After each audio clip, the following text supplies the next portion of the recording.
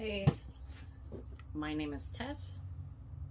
It's been a long time since I've made a video for YouTube, especially for pottery, right? Boy, a lot has happened since that time. I went back to college, got my degree in teaching special education. I also learned sign language. I met a few new people. My signing is really bad, but it's because I don't practice a lot, but I wanted to make sure that my friend Chris, that's a sign name, is Chris, he can learn from this video like anyone else. He's learning how to throw, so yeah, I just wanted to share the video for him as well, and for anyone else that's learning how to throw or make things on the potter's wheel. My spelling is really bad today, finger spelling. Why? It's because that finger, the feeling is just gone. There's no feeling in that finger, so I can't really finger spell. Anyway, for today, I will be making just a general cylinder, and I promise I will try not to say going to.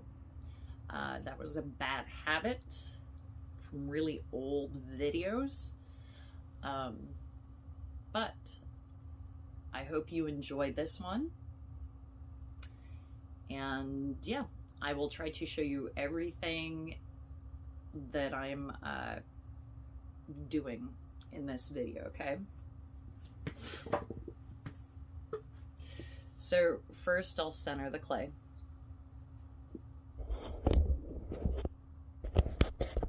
And because my clay is like really cold, it's hard. So I want to knead it. That means that you are working the clay to get rid of just like air bubbles.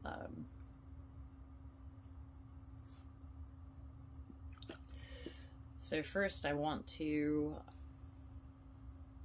squeeze the clay and pull it up.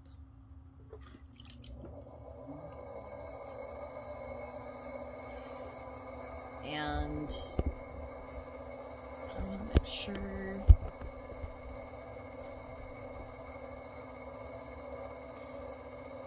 I want my elbow on the inside of my knee. Sometimes that will give you leverage against the clay.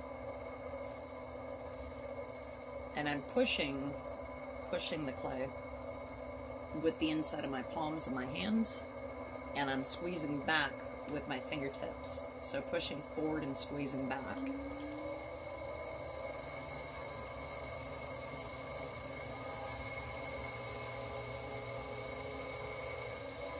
And I'm pushing forward more than I'm squeezing back with my fingertips.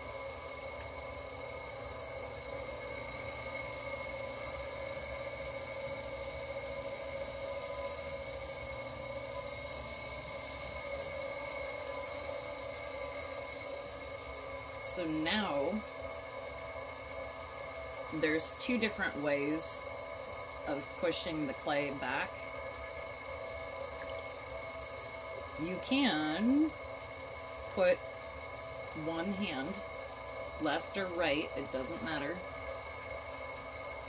down, and I'm using that part of my hand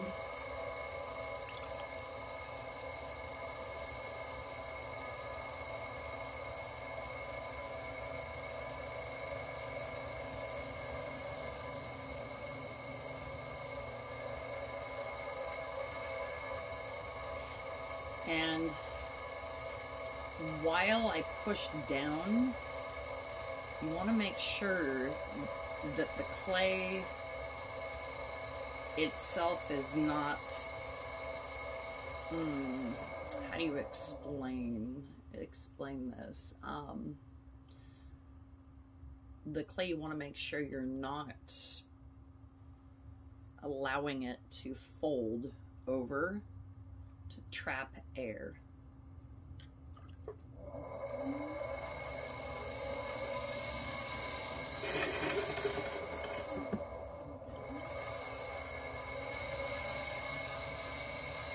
So, really good example, I'll show you. If I push down, and I will get clay on my face. It just will.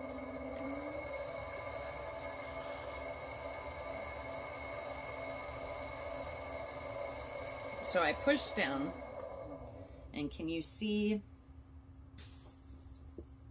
Oh, clay on a wood stove. Can you see the kind of like a mushroom top? I don't want that.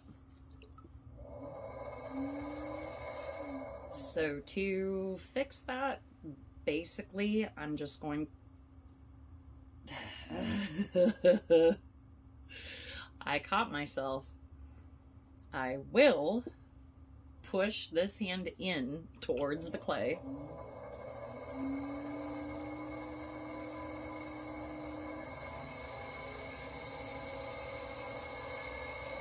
And bring it back up. And then push back down.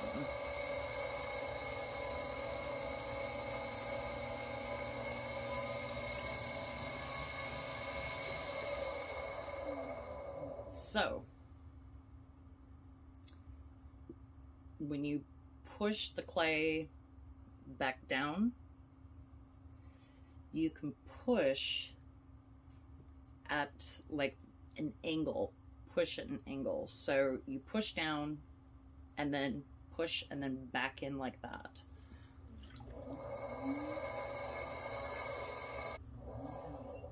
We'll make a hole, in the clay.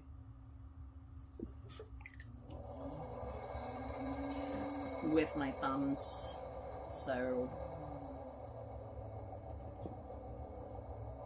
my hands will hold the clay like that.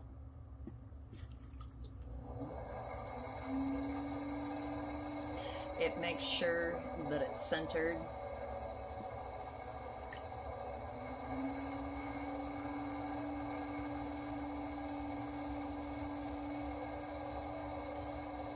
And let's show you guys a better view, better watching, basically.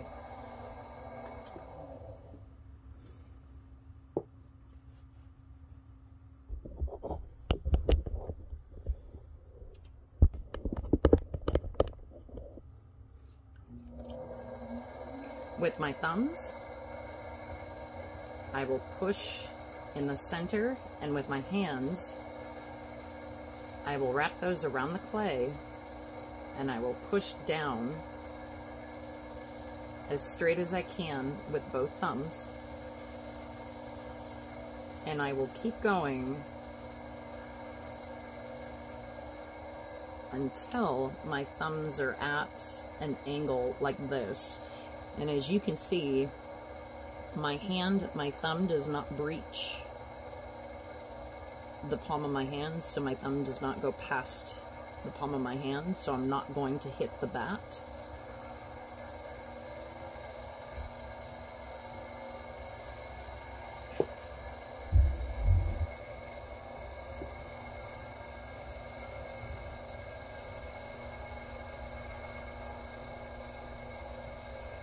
Now, one thing I learned years upon years upon years ago, before I became a production potter, and yeah, I did sell pottery for a living for several years, this little trick allowed me to start selling pottery. And a lot of people don't want bowls, cylinders, mugs that are really chunky on the bottom end. Right here, there's a lot of clay that doesn't get used.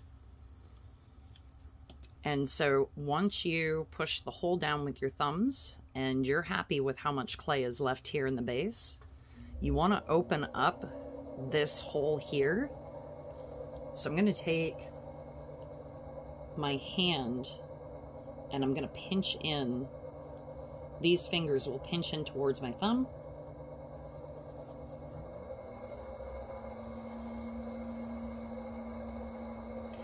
And I'm concentrating on the very base on the inside near where the bottom is.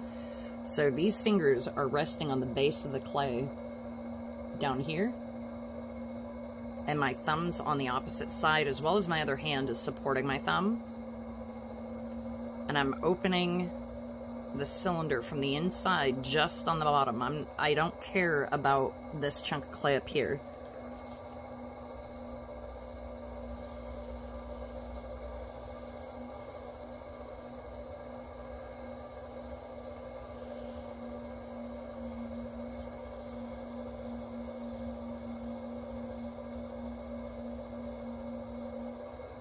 And my hands are being held like this. So this hand is being held like this, and this hand is going in towards my thumb.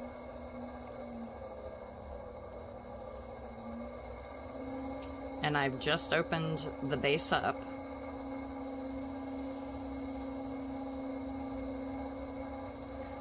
And now it's much easier to get rid of the clay here on the bottom at this point than it is to go back down when the walls are really tall.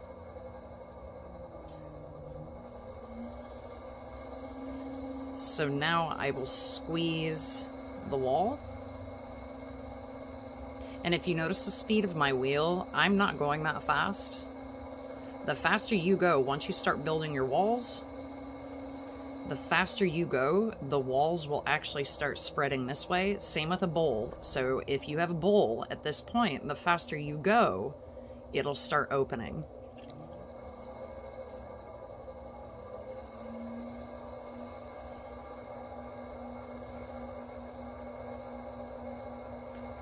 So I'm squeezing with these two fingers and this thumb.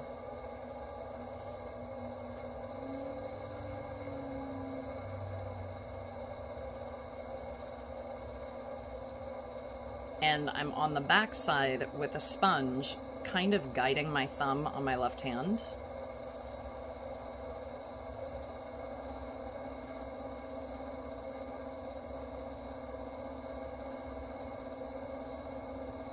When I get to the top, I don't want to make this lip too thin, so I'm going to leave it relatively flat. Not flat, fat. Now I want to go back. I'm going to go back down into the piece.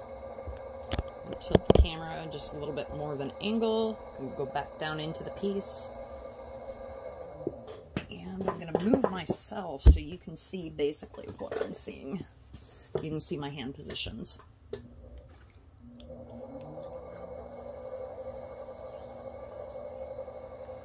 Now I'm pinching the clay with my fingertips. On my right hand's on the outside.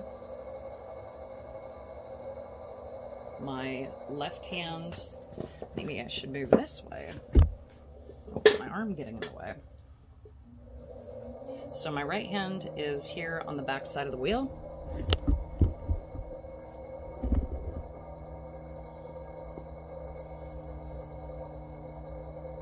This hand is all the way inside. The fingertips are what are pressing up against the other hand and the sponge.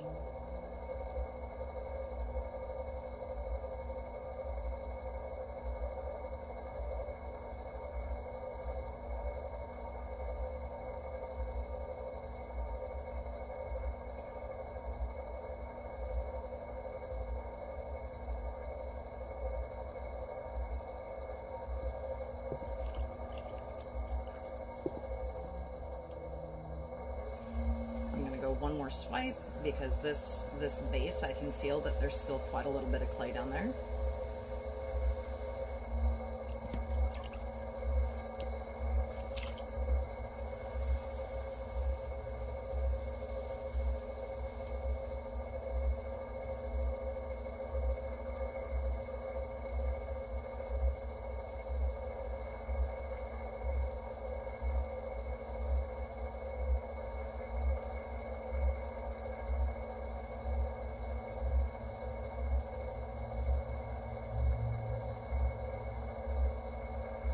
I'm still just using my fingertips, so fingertips and fingertips, fingertips on the inside, fingertips on the outside.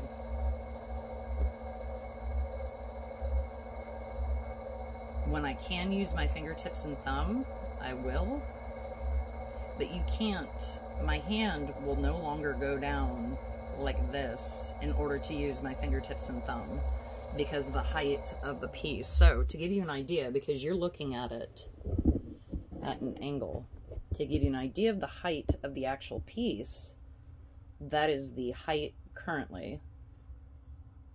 So 8-9 inches or so.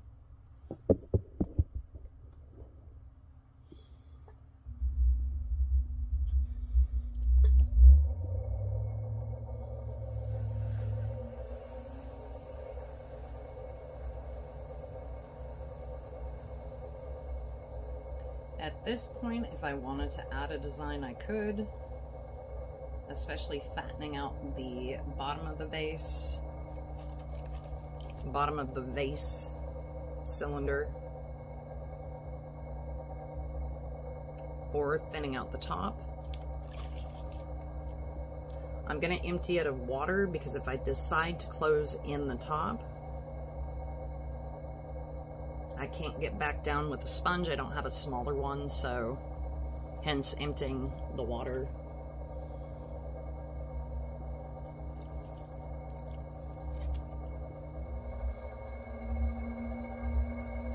I do think I will close up the top, make it a little bit taller. Every time that you squeeze it in like this, I gently squeeze it in with my hands around the clay and just walk it in towards itself.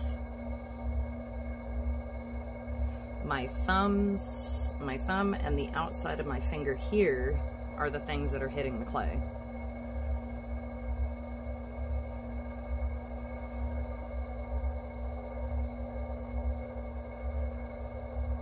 And at this point, it now is getting a little too thin for me to fit my hand in there because my hands are actually quite large. I want to make the base just a little bit wider, so I'm going to go back in, make the base wider, and as you can tell, you can see it's taking the shape of my hand.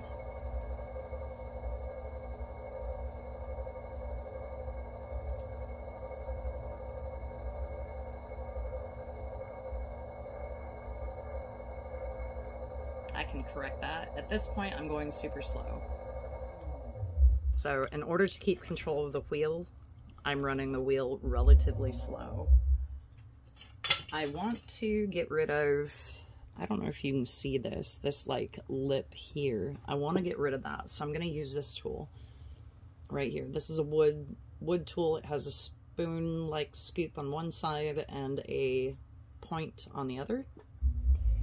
And I will take that tool, make a light mark in the clay, and then slowly walk it down as it's spinning. You don't have to do it all at once. You just let it ease into the clay. I'm going to take it from this side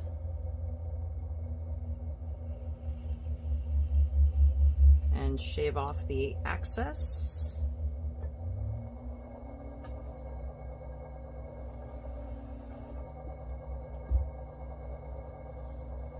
And then I want to drag the tool the rest of the way because doing it from the angle, I guess I should have put the camera on the other side.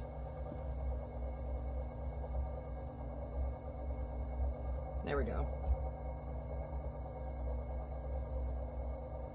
If you are using this tool, dragging it is a better way than forcing it this direction. So if I put the tool going this way, I'm actually going against the way that the wheel is turning. If I put the tool on this side of the wheel, I will actually be dragging the tool, which will allow me to use the tool better. And as you can tell, I'm getting quite a bit more clay off.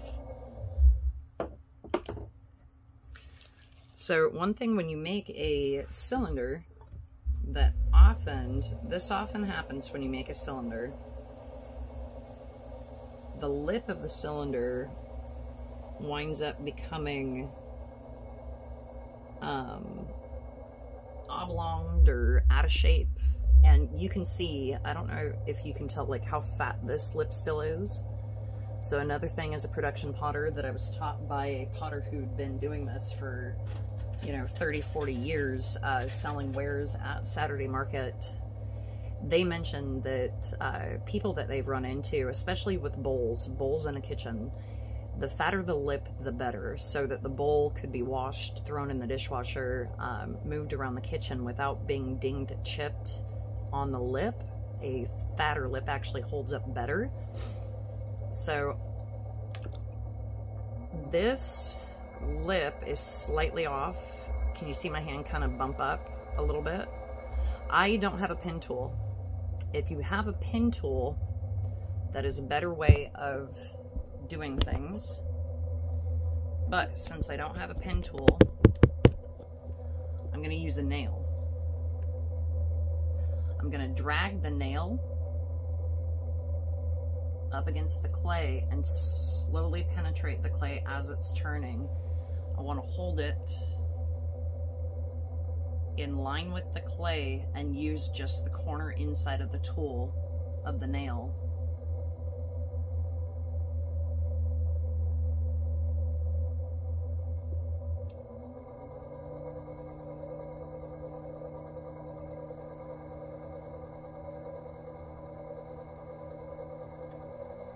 And that actually gave me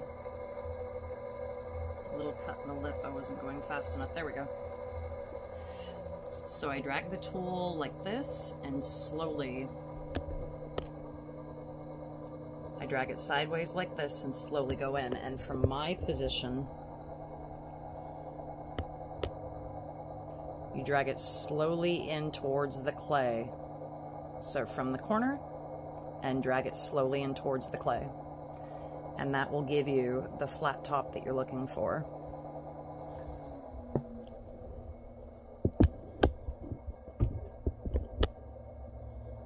At this point, because I just wanted to make a cylinder today, I don't think, if you want, I'll show you a few things you can do. You can close in the cylinder's top and make it really skinny, kind of like a vase, and actually that'll fold over. So when you get a fold over, perfect. That folded over. When I was trying to bring it in, it folded over because it's getting a little thin here. So in order to fix that fold over, I'm just going to put my hands around it. And my fingers go around right here, and I don't squeeze it tight. I just guide it right back into place. And you can tell there's a slight lump there,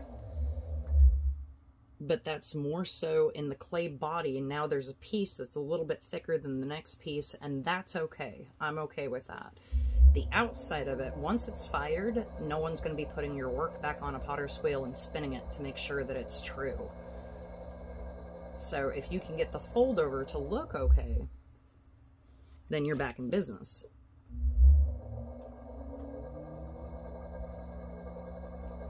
So I'm going to bring this in. And remember, I have that fold over. The fold over starts like right about here, so I can bring it in down here. And I'm putting my hands together and slowly squeezing in together, kind of using my thumbs as a guide into the clay.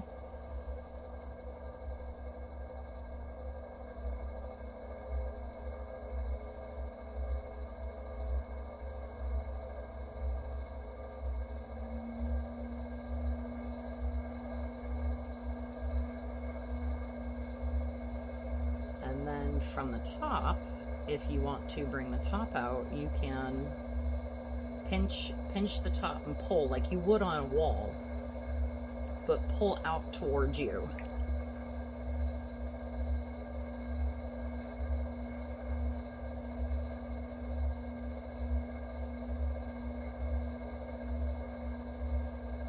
And I'm making the lip a little fatter just by pressing my finger up against it, kind of pressing it, compressing it back into itself.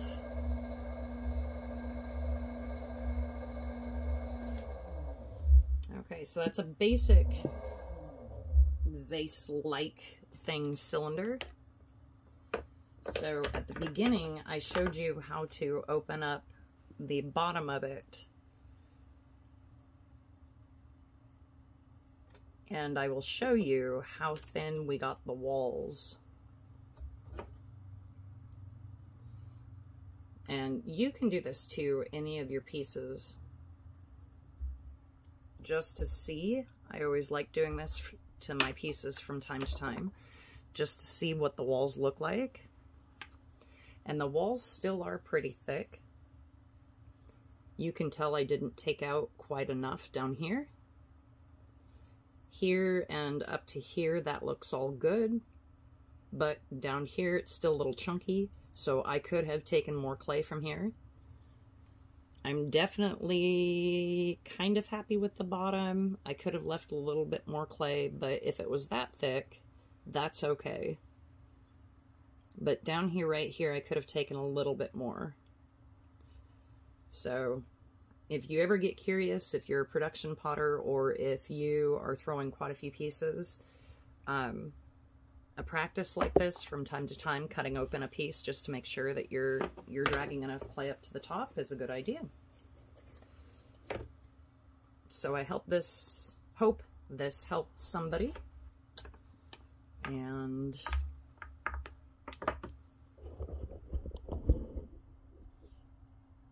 Chris, I will see you next week here in the studio. Dio. I can't spell. All right, see you all later to the next video, which I promise it won't be another 10 years.